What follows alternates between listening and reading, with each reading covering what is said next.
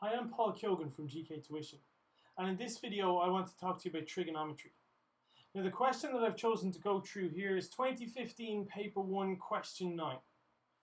In this question we're told that the length of a day in Galway measured in hours can be calculated by using this formula.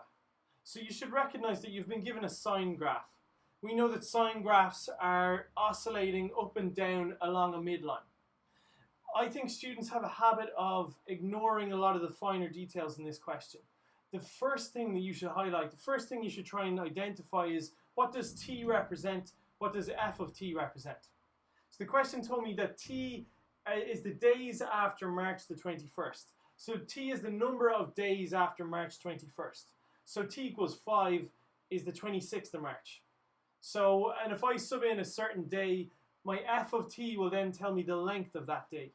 So I think the first thing you should highlight in a question like this is what does f of t represent, what does t represent? Now in the first part of this question they've asked me to find the length of the day on the 5th of June. And they tell me that the 5th of June is 76 days after March the 21st. Which means that t is equal to 76. So they've given me my t and they're asking me to find f of t, so it's relatively straightforward. The only thing you do have to highlight here is that it says 2 pi over 365t is in radians, which means when we use our calculator for this question, you have to make sure that your calculator is in radians. So we're literally just subbing into our formula, except everywhere there's a t, we're going to sub in 76. So make sure you put brackets around your 2 pi over 365 by 76, because it's sine of all of that. And really all you have to do is plug that straight into your calculator. And when you do that, it works out as 16.837. But notice that the question asks me to get this in hours and minutes to the nearest minute. Which means you should press your degrees, minutes and seconds button on your calculator, which will convert, that means my f of t in this case is 16 hours and 50 minutes. So your degrees, minutes and seconds button should convert your 0.3837 to 50 minutes. If that's not working out for you, then you just take the decimal, you just take 0.837 and you multiply it by 60. If I multiply 0.837 by 60, it's 50 minutes correct to the nearest minute. So my final answer for the first part of that question is 16 hours and 50 minutes. In part B of this question, it says to find a date on which the length of the day in Galway is approximately 15 hours. In other words, they're saying f of t is equal to 15. Sub in 15 for your f of t and find t. And then once we have our t, we have to make sure we convert that into a date. So I know that f of t is equal to 15. So 15 is equal to 12.25 plus 4.75 sine 2 pi over 365 times t. So I just have to work my way through this question and try and isolate my t. So clearly the first thing I should do is subtract 12.25 from both sides. 15 minus 12.25 is 2.75.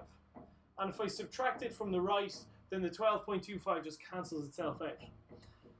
So basically all I've done is I've put a minus on the left hand side.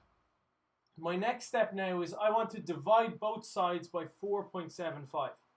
If I divide 2.75 by 4.75, I'll get 11 over 19. And if I divide the right hand side by 4.75, I'll get sine 2 pi over 365 times t. Now I want to isolate my angle, or what's in my brackets here. So that means I want to bring the sine to the other side. And if I do that, it's going to become sine inverse of 11 over 19. So sine inverse 11 over 19 is equal to 2 pi over 365 multiplied by t. So now if I want to get t on its own, let me continue it here. So if I want to get t on its own, instead of dividing by 365 on the right, I'm going to multiply by 365. Instead of multiplying by 2 pi, I'm going to divide by 2 pi.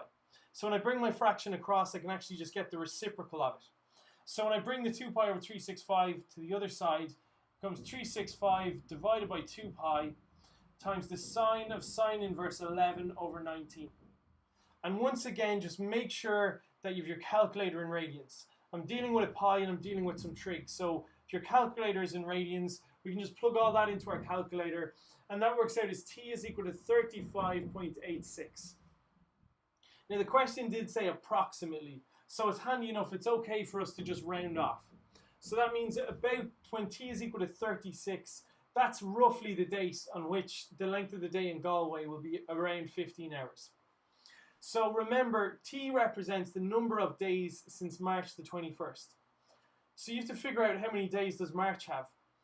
30 days has September, April, June and November. All the rest of 31. So happy days, I know that March has 31 days. Which means that from March 21st plus 31 days is April 21st. Then I need to have another 5 days. So that means it's April 21st plus 5 days. That means that my answer is April 26th. So my final answer for that question is that on April 26th, the approximate length of day in Galway will be 15 hours. Okay, in part C of this question, it asks me to find f-t, the derivative of f of t. So straight away, you should have your log tables open on your derivative page. And my log tables or my maths tables tells me that when y is equal to sine x, that dy dx is equal to cos x. So let's just differentiate my f of t. The derivative of 12.25 is just 0, so I can ignore that. The fact that there's a number in front of the sine doesn't actually affect the question, but I just have to stick in my 4.75. And now I need to get the derivative. So according to my maths tables, the derivative of sine of an angle is just cos of that angle. So the derivative of sine 2 pi over 365 times t is just cos 2 pi over 365 times t. However, it's not that simple because I have a variable, I have a coefficient in front of my variable. I have a number in front of my t. So I need to multiply by the derivative of the angle. I need to multiply by the derivative of 2 pi over 365 times t. Now, maybe that looks complicated, but it's actually very straightforward. Just think about, what would you do if I asked you to get the derivative of 3x? If y equals 3x, then it's relatively straightforward. dy dx is equal to 3. So if there's just a number in front of my variable, then the derivative is just the number. The number in front of my variable in this case is just 2 pi over 365. So that means I'm just going to multiply by 2 pi over 365. So I got the derivative of 12.25 is 0. The coefficient of sine, I just stick it in at the start. The derivative of sine of an angle is cos of that angle multiplied by the derivative of the algebra, or the derivative of what's of the angle. So in this case, I can simplify this down a little bit further. I can multiply 4.75 by 2 pi over 365. If I multiply 4.75 by this, I'm going to get 9.5 pi over 365 times the cos of 2 pi over 365 times t. And make sure you're keeping that in brackets because it's cos of all of this. So that's like an angle and it's cos of that. So the final answer for part C, f-t is this.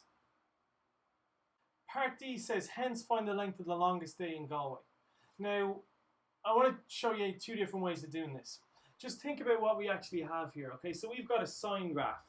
And I know the sine graph looks something like that, okay? So that's what my graph would look like. The length of the day, it gets longer, then it gets shorter, then it's summer, then winter, then summer, then winter, and this just oscillates forever. And I want to find the length of the longest day. Or in other words, I want to find the maximum f of t. So I want to find the maximum point. I want to know what is f of t at the maximum point. So this is just a fancy way of asking you to find the maximum point. So the hence, that's what they mean by hence. To find the maximum point of anything, we get our first derivative and we let it equal to 0. So we get our first derivative, let it equal to 0, and find what is the length of the day at this point. Okay, so I'm going to work that one out in a second, but let me just show you the easier way of doing this. There's another way of working out the maximum value of a sine graph. If I have a figure here on its own, if I have a constant 12.25, that represents the midline. That means that the midline of this graph is 12.25. In other words, the average length of a day in Galway is 12.25 hours. 4.75 represents the amplitude. So to find the maximum, it would just be 12.25 plus 4.75, which means that the maximum or the longest day in Galway here would be 17 hours. It's my midline plus my amplitude, or 12.25 plus 4.75. So that's the easier way of doing this. you could have just said 12.25 plus that equals 17, and that's your answer. But let's work it out by doing the differentiation, okay? So the other way of doing it is to find the maximum point. To find the maximum point, we get our first derivative and we let it equal to 0. So I want to let f dash t equal to 0. Or in other words, I want to let 9.5 pi over 365 times the cos of 2 pi over 365 times t, and I want to let that equal to 0. Now, if I have 3x equals 0, then that just means x is 0. So the coefficient is just gone. So I have a coefficient times cos of something equals 0, which means I can just ignore the coefficient. I can just come to my next line, I can just say that the cos of 2 pi over 365 times t is equal to 0. And clearly I want to work out what my t is. So if I want to get t on its own, I need to bring the cos to the other side. So I can say that 2 pi over 365 times t is equal to cos inverse of 0. And again, remember, we're dealing with radians, so make sure your calculator is in radians. So I can leave the left as it is. It's just 2 pi over 365 times t, and cos inverse of 0 is pi over 2. So in this case, my pi's will cancel each other out, and I can just simplify down and work out my t. So let's continue here. So rather than multiplying by 2 on the right, I'm going to bring the 2 underneath. So it'll become 2 by 2, it'll be a 4 on the bottom. Rather than dividing by 365 on the left, I'm going to bring it up. So I'm going to end up with t is equal to, rather than dividing by 365, I've got 365 on the top. And rather than having a 2 on the top here, I've got a 2 on the bottom. So it's 2 multiplied by 2, which is 4. So I just skipped a couple of lines there. I hope you're able to follow that. So what I've worked out now is that t equals 91.25. Or in other words, 91.25 days after March the 21st will be the longest day in Galway. But the question was to find the length of the longest day in Galway. So now that I know t equals 91.25, I'm going to sub into my f of t and find the I'm going to sub into my function, find the corresponding f of t, and that's going to be the longest day. So if you want to just take that down, I'm going to start again from the top of the frame. Okay, so the final bit of this question, all I've done is I've rewritten my function, except instead of a t, I've subbed in 91.25. And I've worked out that 91.25 days after March the 21st, the length of the day will be 17 hours.